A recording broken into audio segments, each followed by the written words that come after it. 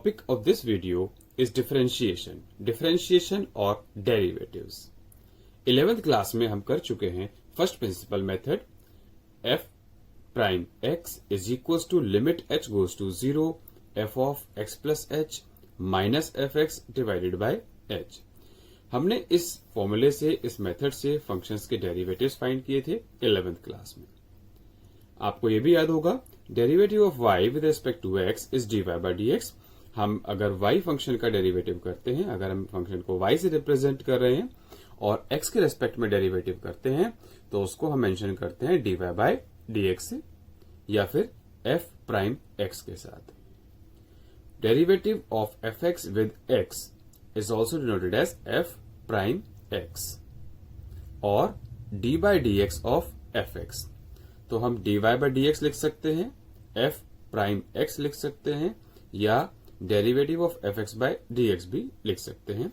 Derivatives are denoted by f prime x, d by dx of fx, dy by dx, y prime, y के ऊपर ये prime symbol लगाया गया है और y1, ये 1 हम लिख सकते हैं y के सबस्क्रिप्ट की फॉर्म में, थोड़ा सा नीचे की तरफ लिखा जाता है. ये कोई भी सिंबल यूज किया जाता है एक फंक्शन के डेरिवेटिव के लिए. ये सब हम 11th में बेसिक्स कर चुके हैं. अब 11th के ही कुछ फॉर्मूले हैं, उनको एक बार रिवाइज करते हैं. फॉर्मूलेज फंक्शंस के आपको याद होंगे d by d x of x n. अगर x raise to the power n, n यहां पर कोई भी एक नंबर हो सकता है तो उसका डेरिवेटिव होगा n x raise to the power n minus 1. मतलब जो भी ये पावर हुआ करती थी वो पावर आगे आ जाती है और x की पावर हो जाती है n minus 1. Derivative of sine x का डेरिवेटिव हो जाता है cos x. Derivative of cos x is minus sine x. Derivative of tan x is secant square x. देखिए सब जगह हम d बाई डी एक्स लिख रहे हैं, d by d x of this function.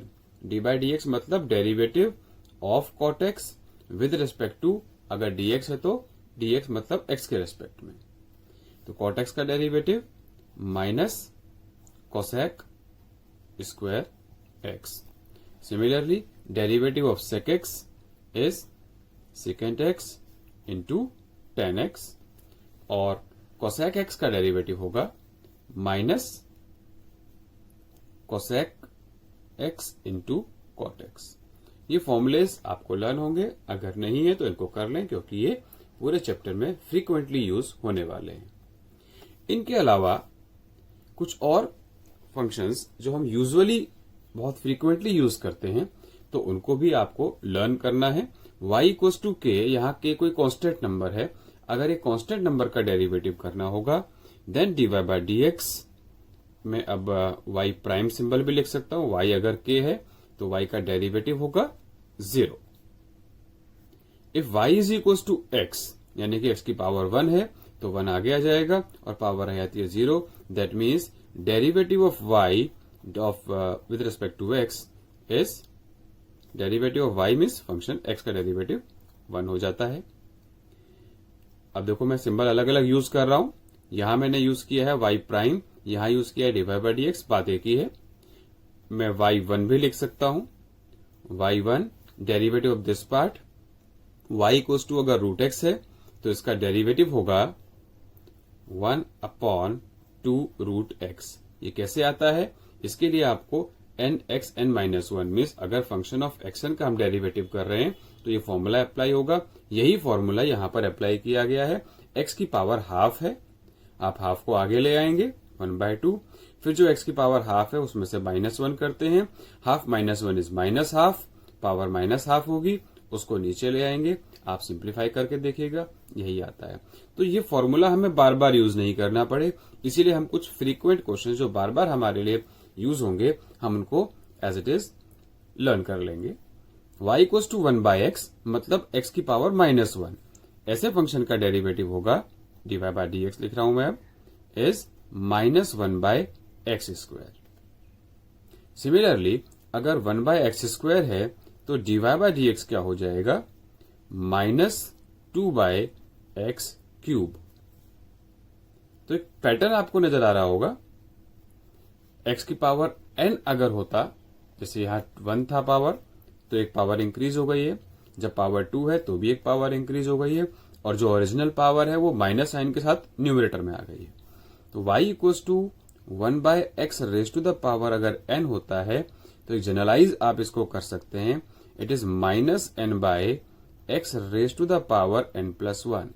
तो ये कोई नया फॉर्मूला तो बन नहीं रहा है, ये फॉर्मूला अगेन वही है, x raise to the power n का डेरिवेटिव, इसका डेरिवेटिव nx(n-1).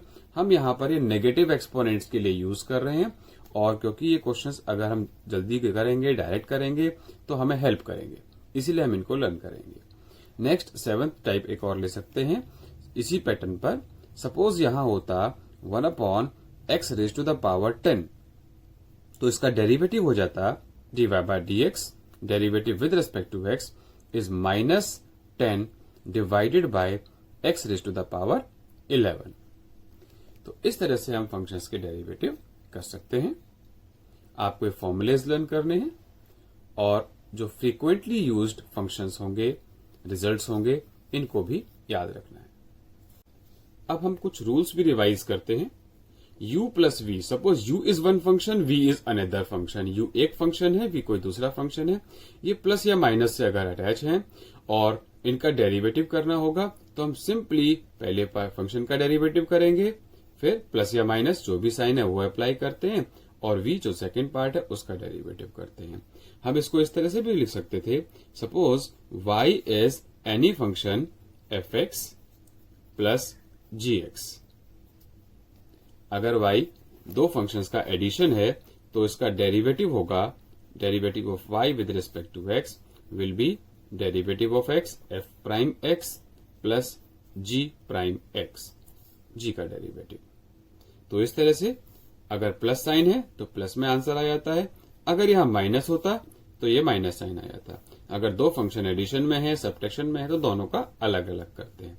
लेकिन प्रोडक्ट में अगर दो फंक्शन आते हैं तो हम लेबनिट्ज रूल अप्लाई करेंगे, मींस प्रोडक्ट रूल अप्लाई करेंगे। u इंटू वी, दो फंक्शन यहां मल्टीप्लाई में है, इसका डेरिवेटिव करना है, प्राइम करना है, दैट मीन्स u'(x) पहले फर्स्ट पार्ट का डेरिवेटिव किया, second part as it is, plus first part अब एज इट इज है और सेकेंड पार्ट का डेरिवेटिव। इसको हम ऐसे भी लिख सकते हैं, y is equals to u multiplied by v, दो फंक्शंस का प्रोडक्ट है, तो हम लिख सकते हैं dy/dx ऑफ पहले u का डेरिवेटिव किया into v as it is plus u as it is and derivative of v। ये हुआ प्रोडक्ट रूल और लेबनिट्ज rule. Next is quotient rule. Quotient rule is about division of two functions. अगर दो function division में दिए गए हैं तो उसका derivative of numerator into denominator as it is minus numerator as it is derivative of denominator, और denominator में क्या आता है, स्क्वायर ऑफ डिनोमिनेटर। तो यहां बेसिक डिफरेंस क्या हुआ, प्रोडक्ट रूल में हम प्लस करते हैं, क्वोशिएंट रूल में माइनस करते हैं, और डिनोमिनेटर का एक स्क्वायर भी डिनोमिनेटर में आता है। जो भी डिनोमिनेटर में फंक्शन दिया हुआ है इसका स्क्वायर डिनोमिनेटर में आएगा। इसको हम y की फॉर्म में अगर लिखते हैं, suppose there is one function which is y equals to f(x) divided by gx। ये दो फंक्शन है, यहां मेंशन करना जरूरी है, denominator is not equal to 0। हम यहां मेंशन कर सकते हैं v is not equal to 0, otherwise function ही डिफाइंड नहीं होगा। gx is not equal to 0। So in this case derivative of this y, अगर क्वोशिएंट रूल हम कर रहे हैं, is equals to d/dx is equals to d/dx of f(x) into gx as it is minus f(x) as it is d/dx of gx, whole thing is divided by square of gx। यहां मैंने d/dx लिखा है, कभी कभी मैं prime symbol लगा रहा हूं, तो आपको ये इसीलिए बताया जा रहा है क्योंकि हम किसी भी सिंबल से यूज कर सकते हैं, और आपको सबकी आदत होनी चाहिए। कभी कभी बुक्स में भी d/dx की फॉर्म में लिखा जाता है और कई बार f'(x) की फॉर्म में लिखा जाता है। तो इसी फंक्शन को अब मैं अगर फिर से लिखना चाहता हूं तो मैं क्या लिख सकता हूं, dy/dx is equals to derivative of x, fx gx as it is, minus now fx as it is, derivative of gx, whole denominator is divided by square of gx. This is quotient rule. ये सब हमने 11th में किया हुआ है.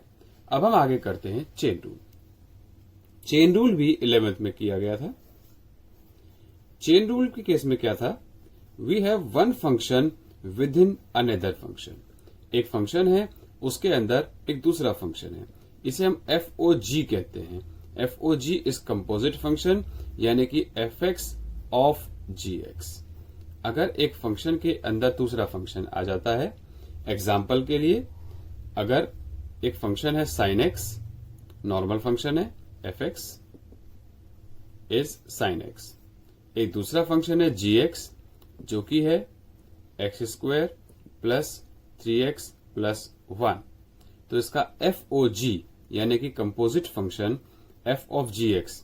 f of gx का मतलब normal function fx है, इसमें x की जगह पर मैंने पूरा gx पुट कर दिया, तो ये फंक्शन FOG हो जाता है साइन में x था, लेकिन इस x की जगह पर मैंने पुट किया है पूरा का पूरा gx, यानी कि sine of x square plus 3x plus 1. ये कंपोजिट फंक्शन है. ऐसे फंक्शन का डेरिवेटिव हम चेन रूल से करते हैं. वो कैसे करते हैं? जो भी ये इनर पार्ट होता है हम इसको t एज्यूम कर लेते हैं. So if we have one function y as f of gx, हमने एज्यूम किया t एज gx. अंदर वाले पार्ट को, जो इनर पार्ट है, उसको हमने t ले लिया है. अब y बन जाता है f ऑफ t. एक तो हमारे पास दो फंक्शन आ गए हैं, एक y जो कि t की टर्म्स में है और एक फंक्शन t जो कि x की टर्म्स में है. अब इन दोनों का डेरिवेटिव करना होगा. dy बाय dx, अगर मैं dy बाय dx करता हूं t की टर्म्स में, तो हम इसके लिए पहले t से करते हैं. dy बाय dx बाद में फाइंड करेंगे. So dy by dt is f prime t. जो भी फंक्शन होगा उसके अकॉर्डिंगली आंसर आएगा. दूसरा हम करेंगे t का derivative. Derivative of t with respect to x is जो भी इस फंक्शन का होगा g प्राइम x. अब इन दोनों फंक्शंस को मल्टीप्लाई में लिखना है, वही चेन बनती है, वही हमारा चेन रूल है. तो हम क्या करेंगे? dy by dx is equal to dy by dt multiplied by dt by dx. ऐसा क्यों किया गया? क्योंकि dt से dt कैंसिल होगा तो dy बाय dx ही आएगा. So we can write dy by dx as product of dy by dt into dt by dx. हम दोनों आंसर्स को अब प्रोडक्ट फॉर्म में लिख सकते हैं. Derivative of first part into derivative of second part, और यहाँ t को हम फिर से x की फॉर्म में ले आएंगे. ये है चेन रूल. अब इस एग्जाम्पल को हम देखते हैं. यहां पर एक फंक्शन है sine of x square plus 3x plus 1. हमें फॉर्मूला पता है साइन x का तो cos x होता है, लेकिन एक अंदर फंक्शन आ गया है, तो इस इनर पार्ट को हम t ले लेते हैं. Let t is x square plus 3x plus 1. तो f जो मेन फंक्शन था that becomes in terms of t as sine t. अब पहले पार्ट का किया गया, सपोज मैं इसको y से रिप्रेजेंट कर रहा हूं, तो हम dy बाय dt करते हैं. dy बाय dt साइन का t के रेस्पेक्ट में करेंगे तो cos t हो जाता है, और dt by dx t function का डेरिवेटिव किया गया. x स्क्वायर का डेरिवेटिव होता है 2x, 3x का डेरिवेटिव 3 और 1 कांस्टेंट है, इसका डेरिवेटिव हुआ 0. तो अब dy बाय dx लिखने के लिए हम इन दोनों को प्रोडक्ट फॉर्म में लिख देते हैं. dy by dt into dt by dx. तो ये आंसर आया cos t into 2x plus 3. ये सब हम 11th में कर चुके हैं चेन रूल. अभी हमें t को फिर रिप्लेस करना होगा. t की value x square plus 3x plus 1 थी, वो हम यहाँ पर पुट कर देंगे. तो ये हुआ चेन रूल. ये सभी रूल्स हम 11th में कर चुके हैं. अब हम इन्हीं की प्रैक्टिस करेंगे.